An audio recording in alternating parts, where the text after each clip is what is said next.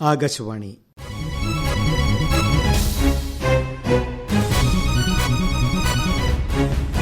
ജില്ലാ വൃത്താന്തം. ഇന്ന് കൊല്ലം ജില്ല.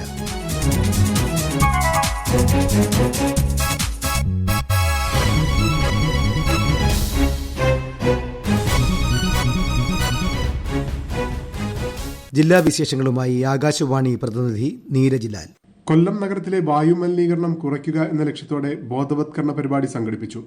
സർക്കിൾ ഓഫ് കൈൻഡ്നസ് എന്ന കൂട്ടായ്മയുടെ നേതൃത്വത്തിലാണ് നഗരത്തിന് നല്ല ശ്വാസം എന്ന പേരിൽ ക്യാമ്പയിൻ സംഘടിപ്പിച്ചത്. ഇതിന്റെ ഭാഗമായി നഗരവീഥികളിൽ കൂട്ടനടത്തം, വി പാർക്കിൽ ബോധവത്കരണ ക്ലാസ് എന്നിവ നടത്തി. ട്രാഫിക് വാർഡന്മാർക്കും ഹോം ഗാർഡുകൾക്കും റെസ്പിറേറ്ററി മാസ്കുകൾ വിതരണം ചെയ്തു. ശ്രീനാരായണ കോളേജ് മലയാളം ഡിപ്പാർട്ട്മെന്റിൽ KP അപ്പൻ ചെയർ ആരംഭിച്ചു. നിരൂപണ സാഹിത്യത്തിന് തന്റേതായ ശൈലിയിൽ മികച്ച സംഭാവനകൾ നൽകി പ്രസക്തവും ജനപ്രിയവുമാക്കിയ KP അപ്പന്റെ ഓർമ്മദിനത്തിലാണ് അദ്ദേഹം സേവനമനുഷ്ഠിച്ചിരുന്ന കൊല്ലം ശ്രീനാരായണ കോളേജിൽ KP അപ്പൻ ചെയർ ആരംഭിച്ചത്. നിരൂപണ സാഹിത്യത്തിന്റെ പരിപോഷണത്തിനും പഠന ഗവേഷണങ്ങൾക്കും വേദിയൊരുക്കുക എന്ന ലക്ഷ്യത്തോടെയാണ് മലയാള വിഭാഗം KP അപ്പൻ ചെയർ എന്ന ആശയം യാഥാർത്ഥ്യമാക്കുന്നത്. അധ്യാപകർ ഒരു പ്രാഥമിക കൗൺസിലർ പദ്ധതിയുടെ അവസാനഘട്ട DRG പരിശീലനം ജില്ലയിൽ നടന്നു. കുട്ടിക്ക് സമഗ്രമായ പിന്തുണ നൽകുക, കുട്ടിയുടെ മാനസിക പ്രശ്നങ്ങൾ പ്രാഥമിക ഘട്ടത്തിൽ തിരിച്ചറിയാനും പരിഹരിക്കാനും അധ്യാപകരെ സജ്ജരാക്കുക, ഭയം കൂടാതെ കുട്ടികളുടെ പ്രശ്നങ്ങൾ അധ്യാപകരോട് തുറന്നു പറയാൻ കഴിയുന്ന വിശ്വാസ്യതയും സൗഹൃദവും വളർത്തിയെടുക്കുക എന്നിവയാണ് പദ്ധതിയുടെ ലക്ഷ്യങ്ങൾ.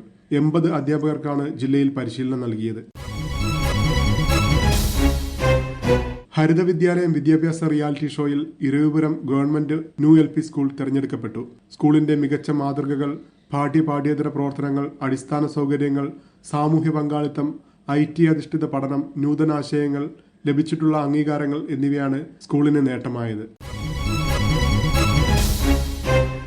ജില്ലാ ഹോമിയോ ആശുപത്രിയിൽ അൾട്രാസൗണ്ട് സ്കാനിംഗ് സൗകര്യം ആരംഭിച്ചു. ജില്ലാ പഞ്ചായത്തിന്റെ പദ്ധതിയിൽ ഉൾപ്പെടുത്തിയാണ് അൾട്രാസൗണ്ട് സ്കാനിംഗ് സൗകര്യം സജ്ജമാക്കിയത്. ജില്ലാ പഞ്ചായത്ത് മുൻ പ്രസിഡന്റ് PK ഗോപൻ ഉദ്ഘാടനം ചെയ്തു. പരവൂർ പുറ്റിങ്ങൽ വെടിക്കെട്ട് ദുരന്ത കേസിൽ പ്രതികൾക്ക് കോടതി കുറ്റപത്രം നൽകി. 42 പ്രതികളുള്ള കേസിൽ 33 പ്രതികൾക്കാണ് പ്രത്യേക കോടതി ജഡ്ജി MC ആന്റണി കുറ്റപത്രം നൽകിയത്. 9 പ്രതികൾ ഹാജരായില്ല. ക്രൈംബ്രാഞ്ച് സമർപ്പിച്ച കുറ്റപത്രത്തിൽ 59 പ്രതികൾ ഉണ്ടായിരുന്നുവെങ്കിലും 3 പേരെ കോടതി പ്രതിപ്പട്ടികയിൽ നിന്ന് ഒഴിവാക്കിയിരുന്നു. 13 പ്രതികൾ മരിച്ചു. 30-ാം പ്രതിയെ പിടികിട്ടാപ്പുള്ളിയായി പ്രഖ്യാപിച്ചിട്ടുണ്ട്. ഇവരെ ഒഴിവാക്കി 42 പേരുടെ വിചാരണയാണ് തുടങ്ങുന്നത്. 2016 ഏപ്രിൽ 10 പുലർച്ചെയായിരുന്നു വെടിക്കെട്ട് ദുരന്തം. 110 പേർ മരിച്ചു. 656 പേർക്ക് പരിക്കേറ്റു. 356 വീടുകൾക്ക് കേടുപാടുകൾ സംഭവിച്ചു. വിചാരണയ്ക്കായി കേസ് മറ്റന്നാൾ പരിഗണിക്കും. സർപ്പ വോളണ്ടിയർമാർക്ക് വനം വകുപ്പിന്റെ നേതൃത്വത്തിൽ പരിശീലനം നൽകി. സുരക്ഷയും ശാസ്ത്രീയതയും ഉറപ്പാക്കി പാമ്പിനെ പിടിക്കാൻ വിദഗ്ധ പരിശീലനം നൽകിയത് മൂർഖൻ പാമ്പിനെ ഉപയോഗിച്ചായിരുന്നു. ലൈസൻസ് പുതുക്കാനുള്ളവർക്കും പുതിയ അപേക്ഷകർക്കും പരിശീലനം നൽകി. ചാക്കിൽ നിന്ന് സ്വതന്ത്രമാക്കിയ ശേഷം പാമ്പിനെ പിന്തുടർന്ന് പിടികൂടി തിരികെ ചാക്കിലാക്കി കെട്ടുന്നതിനുള്ള ദൗത്യമാണ് പരിശീലനമായി നൽകിയത്. വനം വകുപ്പ് അസിസ്റ്റന്റ് കൺസർവേറ്റർ മുഹമ്മദ് അൻവർ പരിശീലനത്തിന് നേതൃത്വം നൽകി. ജില്ലയിലെ 15 സർപ്പ വോളണ്ടിയർമാർ, വനം വകുപ്പ് ഉദ്യോഗസ്ഥർ, RRT ജീവനക്കാർ, നാഷണൽ സർവീസ് സ്കീം വോളണ്ടിയേഴ്സ് എന്നിവർ പരിശീലന പരിപാടിയിൽ പങ്കെടുത്തു. മത്സ്യത്തൊഴിലാളികളുടെ കമ്പവലയിൽ അകപ്പെട്ട് തിമിംഗല സ്രാവ് കരയ്ക്കടിഞ്ഞത് കൗതുക വാർത്തയായി. പരവൂർ തെക്കുംഭാഗം തീരത്തായിരുന്നു സംഭവം.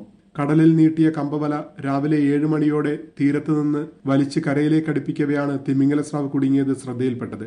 ഉടൻ തന്നെ മത്സ്യത്തൊഴിലാളികളും സർഫിങ്ങിനെത്തിയ വിദേശ വിനോദസഞ്ചാരികളും സർഫിംഗ് ഗൈഡുമാരും ചേർന്ന് വലമുറിച്ച് സ്രാവിനെ മോചിപ്പിച്ചു. എന്നാൽ ആഴമില്ലാത്ത തീരത്ത് മണലിൽ ഉറച്ച സ്രാവിന് നീന്തിപ്പോകാൻ സാധിച്ചില്ല. കടലിലേക്ക് തെള്ളി നീക്കാനുള്ള ശ്രമവും വിജയിച്ചില്ല.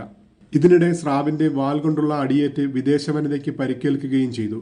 പിന്നീട് സ്രാവിന്റെ രക്ഷാദൌത്യത്തിന് പരവൂർ ഫയർഫോഴ്സ് റെസ്ക്യൂ ടീം എത്തി. അവർ വടം കെട്ടി ആഴമുള്ള ഭാഗത്തേക്ക് സ്രാവിനെ വലിച്ചു നീക്കി. അതിനകം അവശനിലയിലായ സ്രാവ് ഉൾക്കടലിലേക്ക് പോകാതെ തീരത്ത് തന്നെ നീന്തി നിന്നു.